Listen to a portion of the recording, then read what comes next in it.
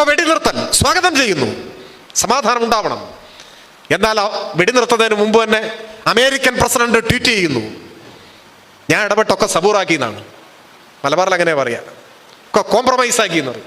മറ്റേ സിനിമയിൽ പറഞ്ഞ കോംപ്ലിമെന്റ്സ് ആക്കി, എല്ലാം ആക്കി.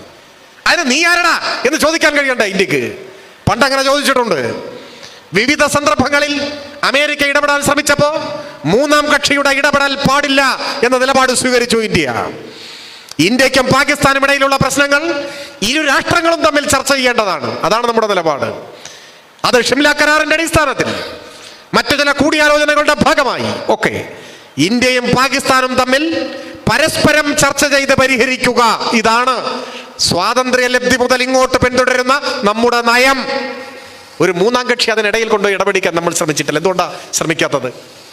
അന്തസ്സുള്ള ഒരു രാജ്യവും സമ്മതിക്കില്ല. അതൊരു രാഷ്ട്രത്തിന്റെ പരമാധികാരത്തെ ചോദ്യം ചെയ്യലാണ്.